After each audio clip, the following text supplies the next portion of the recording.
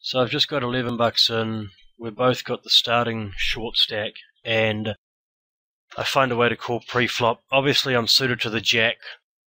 I feel the 5, 6, 7 are going to be totally live cards away from his ace, ace, XX and his 4 high card value range. So I do decide to make a call.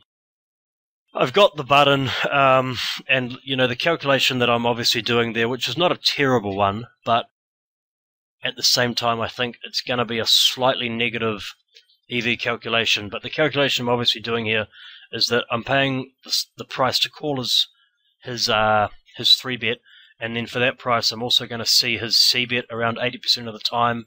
And so for my price of 24 to call, we're looking at seeing, as I say, a $70 flop with him C-betting a good chunk of the time, and he C-bets full pot. You're never getting it in dominating here. That's an understatement. You're often getting it in like really bad on this board, but we've got 2 pair and the stacks are tiny, so there's absolutely nothing we can do. I think even, at like 75 BB, it's a heck of a lot more justifiable, and we've got a little bit more implied odds for when we do stack them, and maybe even a tiny bit more chance to like do some bluffs and some floats, for which there's just going to be no room to do there. And yeah, I think with bottom 2 pair against that wrap and flush draw, I'm actually behind, but we do get a little bit lucky. But yeah, ultimately I think fold is the better option by a small margin there pre-flop.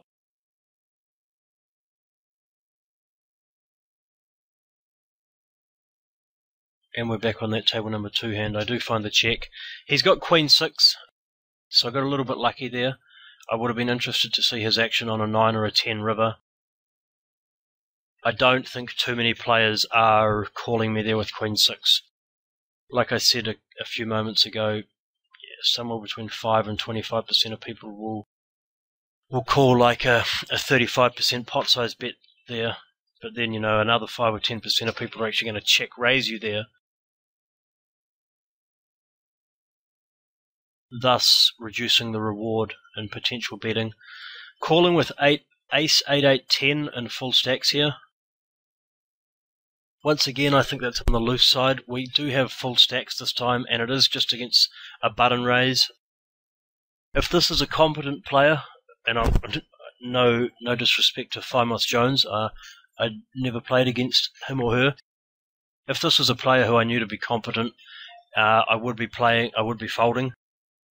But given I'm playing a few less tables for the purpose of recording the video material, and given I'm obviously keen to learn the new field as it re-evolves on full tilt, this is a completable hand and a defense hand from the big blind, albeit not a very strong one.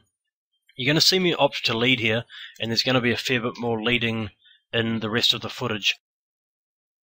Basically, I'm leading here to try and give myself a bit of purchase on a hand like 6-8, and ultimately, like if I'm playing ace, 8, 8, 10, and I make a flop like this, it's probably in my top 40%, top 30 to 40% of potential flops. And while you might look at this and screw up your nose, yeah, that's kind of one of the downfalls of playing a hand like this, that this is one of your better flops. So, as I say, I do go ahead to lead here. I feel I'm going to be able to play relatively easy against him. I think when I don't get raised, I'm never against a good combo flush draw. I think you get floated by overpairs that are actually relatively easy to play against. That being, you barrel every straight card, every 7, every heart, and you see where it gets you. I think I win this by barreling from memory, but I don't remember what the turn card is, so we'll let the footage go forward. So if I'm trying to give myself purchase on 6-8, I've picked up a hand like 2 pair with my up and down. In truth, I've just got blockers, but it is pretty strong blockers.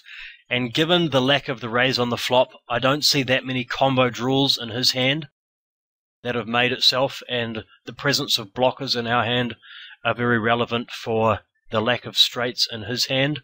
So it is a good spot to go ahead and bet again. I think I'm betting here with the intention of betting the river. So we bet it big, and the truth is I would be betting 3-4 like this. I'd be betting it for value / protection from hearts. So I think this sizing is quite plausible with the various straights in my range. And at the exact same time, if I somehow had like a hand like 7-6, it might be 7-6 with hearts for me to have been interested in leading that flop, I would make a similar sizing. So I think it's quite consistent with how I would play my nutted hands, which is very relevant to consider when you're sizing your bluffs.